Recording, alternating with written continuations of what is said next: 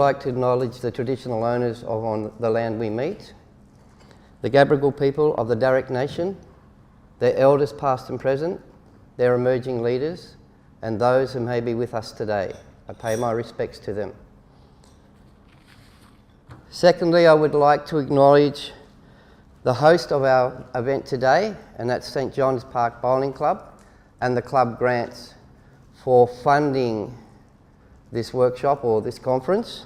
I would also like to acknowledge Director George Humphreys, who is representing St John's Park Bowling Club. And I would like to also acknowledge that without club funding, today's event wouldn't happen, and many events around men's health wouldn't happen. As you can see, there's no representation of government here. Not that I expected any, as they find it difficult to fund men's health programs or men's programs in general. So today we hope to get the message out there and open people's eyes and take that message out to the community that men's health in Australia is in a bad state and that we need to be actively participating in changing our attitudes towards men's health, but more importantly, you guys need to change your attitudes to your health. So we'll get into that as I go through the slides. But at the moment, I would like to ask George Humphreys if he would come down so I can present him with a plaque. So Director George Humphreys, St John's Park Bowling Club.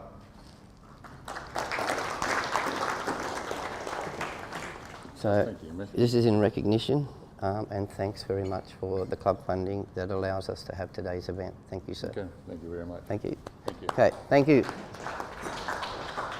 As I said, the reason I do this is that Fairfield has been identified as having some of the poorest outcomes in terms of men's health. Since 2007, I ran an event every 2 years in the Fairfield LGA, including the largest men's event, which was the Fairfield Multicultural Fathers and Men's Festival back in 2007, where we had about 300 participants in Bonnyrigg Park. Released a DVD called A Male's Tale, which is out on YouTube. If you want to go and have a look, it is a bit lengthy, so you can take segments from it, which talks about men's health and male victims of DV. And more recently, I co-wrote a song with students from Prairie Wood High, which is also out on YouTube, called Let's Turn the Tide, which says that we need to take a non-gendered approach to the way that we do business when we're dealing with men and women. Now, normally at this time, we would go through the house rules, and we would ask you to turn your phones to silent or turn them off. Today, we want you to keep them on. We still want them on silent, but we would like to ask you to keep your phones on and keep them handy. So under hashtag Circle of Care on your Twitter, your Facebook, your Instagram, we want you posting messages about today. We want you putting it out there.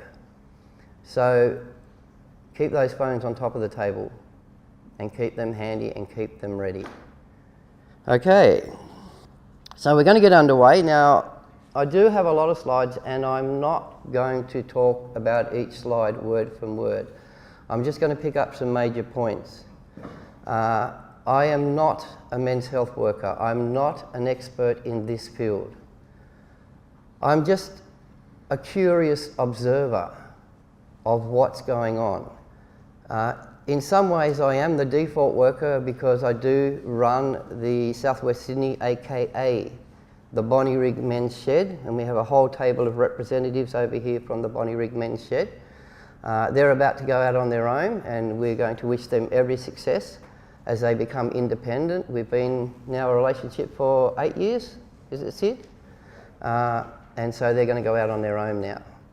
So being the default worker, quite often when services have an issue with men, they end up ringing me. So I've had to learn over the last few years about what's going on with men and how we can help men out. I still find it difficult and hard to get services for them and to give them pathways to deal with their health and other issues. And so that's why I keep doing this, so that we can put the information out there and hopefully somebody one day will listen and we will have services that look at men and what's going on with them. So I'm going to just see now, I'm not very technical, so I'm going to see if this works. So as I'm not going to read my own bio, you've got the bio in front of you. As it says, I'm not the sharpest tool in the shed, but to me, the numbers are not adding up. So that's what my discussion is going to be about. So let's see if it works. How about that? So this was a newspaper article I did a few years ago. Since then, the rates have changed, of course, as they do. This was back probably about 3 or 4 years ago. And it looked at Fairfield as having the nation's, not New South Wales, but the nation's worst record for avoidable male deaths. So while we celebrate a lot in Fairfield, we celebrate our multiculturalism, we have lots of parties and dances on the streets, this is something that we shouldn't be proud of and that we should be working towards addressing. So this is a bit of the cover, and again some of these, this is a few years ago, so again some of the figures have changed. So I think the 220 is now almost 1 man a day in Fairfield in 2017, dying from avoidable health-related issues. All right, so as I said, my talk about the maths doesn't add up. And wondering why it doesn't add up begins, at birth or just before birth. So as we can see, our rates of deaths are much higher from the onset. Premature deaths, 25%, lower birth rates, and as you can see, lower T-fighting cells, which means we have weaker immune systems. So we're not the strongest sex that we make out to be, and maybe that's the reason we pretend to be, because we do have issues around, our immune systems and our general health from birth. And as you can see, as we get older and life goes on, the figures are not too good for us. What's interesting, heart disease. Has anybody heard the new ad from the Heart Foundation over the weekend? 24 people a day. However, when they introduced the ad, they introduced it as the leading cause of death in women. 24 people a day. So the ad actually makes it sound like there's 24 women dying a day from heart disease. So often the figures around health for men and women are in the language and how you listen to that language when it's reported. So we have to ask what is actually being said when they talk about these things. It's asking for donations to the Heart Foundation, but as I said, it was every hour on the hour as I drove down from the North Coast, and it highlighted the plight of women. Yet we know, statistically, that heart disease is a bigger issue for men than it is for women. Now that's not saying it's not justified, and that's not saying that women don't need to have the funding and women don't need to have the research into heart conditions, but why are we just focusing in our language on a particular target group? Instead of, if it was me, heart disease affects men and women. It is one of the biggest killers.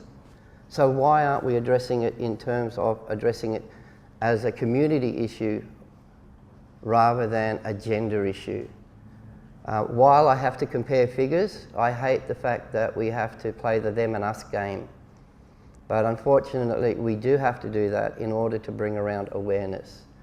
So as you can see, with the exception of strokes, there's quite a bit of difference in the figures themselves when it comes to the top 4 health issues in our communities. And it continues. So as we can see that men's death rates are 4.5 times higher. Often when I talk about these at other venues, the first question is, well, it's around bad behaviour, it's around violence, it's around men beating on other men. And I have to stipulate that that's not what these are about. These are purely health issues, not the bad behaviour of men.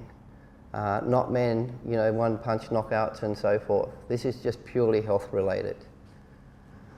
Okay, so we do have a guest speaker on male suicide, and he will give you more information about that. It's interesting that scientists in the USA have said that the male species will be extinct within 1 million years. I think we're helping them along. Okay, so we're looking at the two main areas that we deal with and that we hear the most about, and that is prostate cancer and breast cancer.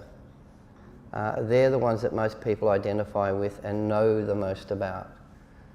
Okay, so as you can see from the Breast Cancer Council, that prostate cancer gets $40,000 a day and breast cancer gets $60,000 a day. Charities for prostate cancer are difficult to find. Now, we do have Movember, but Movember is not about prostate cancer per se. It's about cancers with men. So it isn't targeting prostate cancer specifically.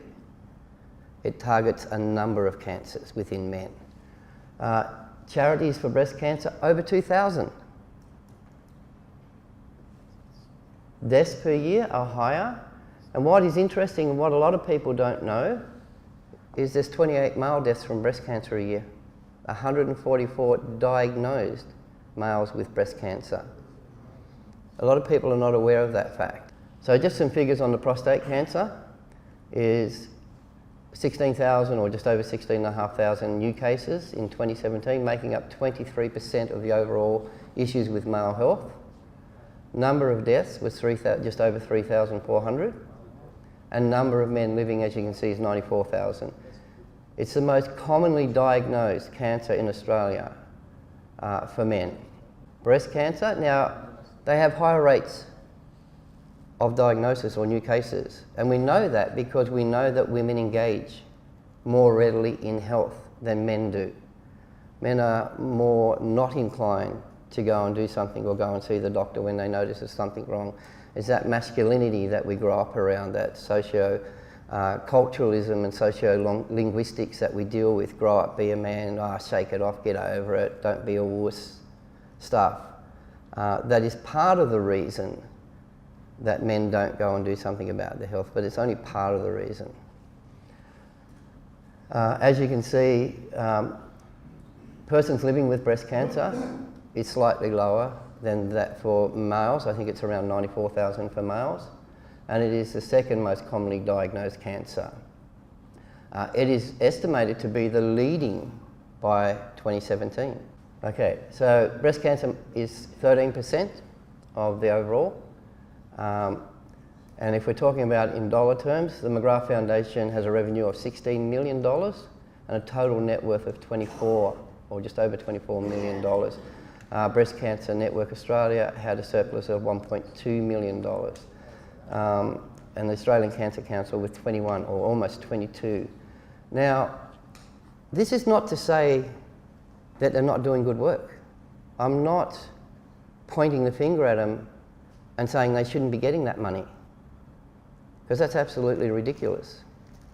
Okay, there is good work done, there is good research. In some areas, Australia leads the world in their research. So in no way am I defining that this money is not relevant to breast cancer. Okay? We need to do a lot of work around breast cancer, and we need to, hopefully have a testing system or a warning system earlier for women so they have better outcomes. Okay, so prostate cancer makes up 23, almost 24%. As you can see, there's a great difference. So even though that prostate cancer has larger death rates than breast cancer, it receives a lot less funding. So it gets about 14 million, or just over 14.5 million. And as I said, the Prostate Cancer Council gets just over or 9.5 million. So you can see there's a great disparity in how much money is spent, even though death rates are higher in one area than the other area. I still haven't figured out why breast cancer has such a prominence and prostate cancer doesn't. Is it that as people we feel more attuned to protecting women and doing more for women and less for men? I don't know the answer. If anybody has the answer, I'm quite happy to listen. So overall, Issues for Women's Health gets 4 times more funding. So as you can see, that since 2003, $833 million for women's health and $200 million for men's health, even though our death rates are 4.5 times higher. I don't know, I don't understand it. I love the fact that men's health sits just above parasitic infections. I'm just wondering if there's a message in there from the government trying to tell us something. But it is a bit concerning that, you know, we rate just above parasitic infections. As you can see, $60 million more for breast cancer than prostate cancer, $64 million more for ovarian cancer than for testicular cancer. There's a lot of talk about the health, the longevity of males and females is rising. Again, don't be won over by the language, because it's not. There's still that gap, and men are still dying before the 80 mark. So we're not actually doing anything to improve, especially our older men. Fairfield does have an ageing population, and therefore the death rates are high as well. As you can see, 1 in 2 Australian males and 1 in 3 Australian women. Now here come the excuses. Quite often when there is a representative of health or a representative from government in the room when I talk, the greatest excuse I get is men don't engage. They don't go to the doctors. Women seek help more often than men do. Men don't like having prostate exams. We're a bit homophobic. We think that our sexuality will be invaded by a rubber glove and a finger.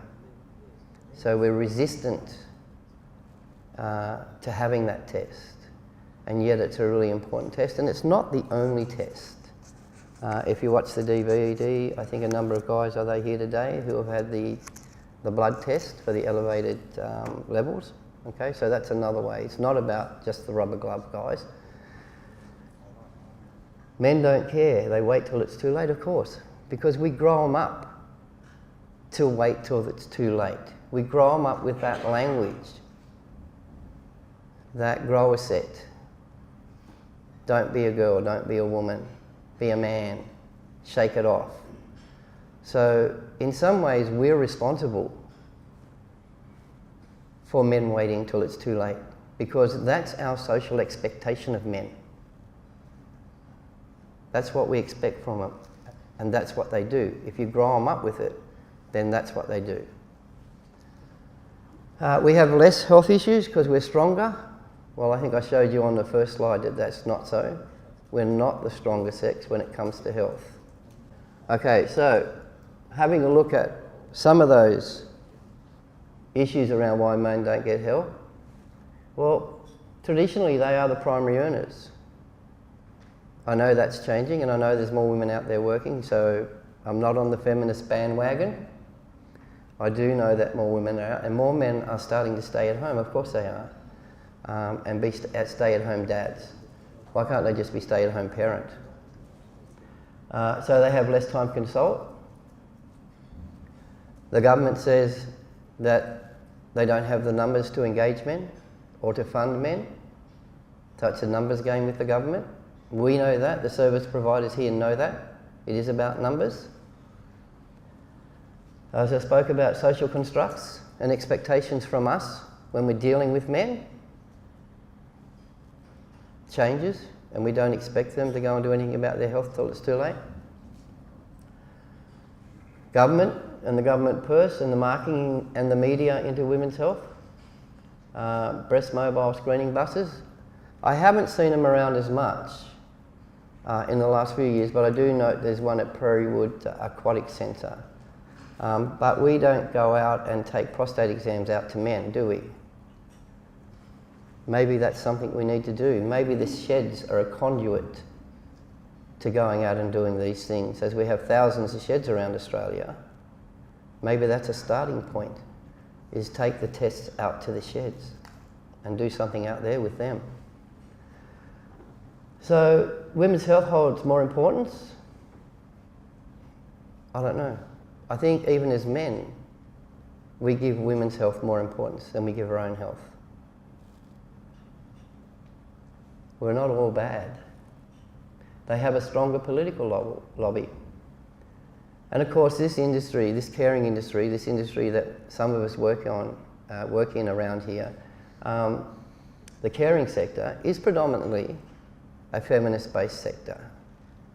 And has always traditionally been, because initially when a lot of these sectors were set up, it was about women and children. It was about protecting them. It was about providing services to them as men were taking off, leaving the homes, leaving women stranded, leaving them without an income. There wasn't always the welfare around through the government and through Centrelink to assist women in the early days. So the sector was set up to predominantly look after women and children. But we know over the last few years that more information is coming out about men, and we need to change that status and be inclusive. So again, some more rhetoric. So that Alan Jones says that men are their own worst enemies, and I somewhat agree that men are their own worst enemies and that they will wait till too late to do anything about it. We've had longitudinal studies in both men's and women's health, but just recently in men's health. Now, if I hadn't have got into this talking about men and men's health, and if I hadn't have met Greg and Glenn and Stuart, I wouldn't have known about that longitudinal study. As somebody out in the LGAs, I would have had no idea with what's going on and what was being done. We also had the Men's Health, New South Wales Men's Health funding policy. It wasn't a standalone. There was also women and children's at the same time or prior to. And what was the outcome? Does anybody want to ask me? No? The money went back to Treasury. So no real outcomes in terms of helping men. And maybe that's our fault, guys. Maybe because we didn't do anything about it, but maybe partly because we didn't know about it, or we weren't aware of what it was actually for. Yes, sir? Who funds all these cancer accounts for the government? Yes, some of it's the government, some of it's philanthropic societies, some of it is charities and so forth. Yep. Okay, so as we can see, there's a lot of rhetoric around why men don't go and look after themselves and why they don't do anything about themselves.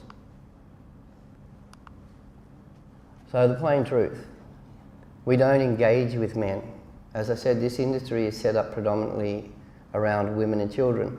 When I first started looking at the figures, and I looked at the directory of services, I found 130 services for women and children. I found 5 for men, and 3 of those were soccer clubs. So apparently if you want improved health, go and play soccer. All right? The other one was actually the men's shed. And I can't remember who the other one was.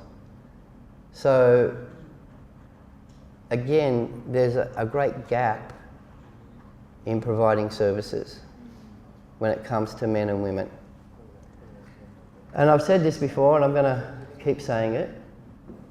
There are a lot of great people out there and services out there, and I have 3 of them here today, that talk about men, that put the information out there. But I think what we're missing when we're dealing with men is a national voice and a national platform where we can approach the politicians and the funders, bringing all our arguments together in one voice. Anyway, that's just my opinion. As I said, yeah, there needs to be a national voice. There are a lot of great services out there, and in no way am I saying that they're not doing a great job. Okay, the other thing for me, and sorry, I've got to keep an eye on the time. Okay. The other thing for me is that when I got into this industry 13 years ago now, I came in as a community development worker and was set a number of tasks working with young people, working with children, no interest loans, emergency relief programs, and that's all I understood and that's all I knew. But what I did understand that most service providers have a vision statement about what they do in the community. And most of those vision statements are based on human rights and social justice principles. Now we know that human rights and social justice principles state quite clearly that you shall not be excluded because of your gender, because of your race, because of your religion, and many other factors. But apparently, I didn't read the fine print, because is this what I come up against when I go around New South Wales doing talks, especially around domestic violence, that we are excluded. And often, to our detriment, we're excluded. So, giving a look at what I presented and the slides that you've seen and your understanding of the funding, and by no means take my word, go and have a look for yourself. This is only a snapshot of what I've researched over the last 5 or 6 years. There are other figures that put the death rates for men quite a lot higher, especially around prostate cancer. There are some figures that suggest that it's 2,000 men more that are dying, not a couple of hundred as from the Australian Cancer Council and what they've said. So you should always have a look and always challenge what you see and what you hear. Don't always accept from both points of view. Go out there and have a look, okay? So given the mathematics, given the allotments of funding, the simple answer is stop dying, guys. It's really that simple. Less deaths means more funding. So if you stop dying, we'll get more funding. It's that simple, given what we've just discussed. So I'm a little bit ahead of time. So I just want to thank you for putting up with my presentation and listening, and ask that today, whatever you take out of today, you do something with it. Don't come here and say this was a nice event and we had a nice lunch and we enjoyed ourselves. But what are you going to do with the information from myself and the other speakers? Where are you going to take that information? How are you going to make a difference with that information? Who are you going to give that information to? When you talk to your local politicians, when you talk to your local service providers and go and ask, what have you got for me? As a male, how do you support me?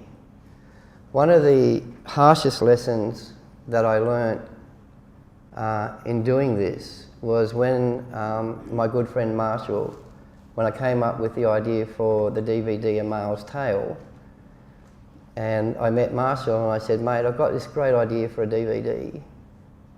And he said, all right, I'll listen to you. Now, Marshall runs a big production company. He has a lot of national and international clients. And when I told him there's very little or no funding, he didn't hesitate to come in. Not once did he hesitate. The only problem is I give him the idea and I say, go with it, mate. And he says, no, mate, you're not getting away with it that easy. It doesn't happen that way. So when we started interviewing men, especially men from a cold background, and we have a number of those here today from some of our groups, what we found in the interviews, and there's one really poignant part with a male there from a cold background, was that his role in the family and his role as a father and his role within his community was being eroded. And it was being eroded by service providers who provide support for the women and children when they come here. Being eroded by the schools as they take over. It may be because of low English language skills within the parents or whatever.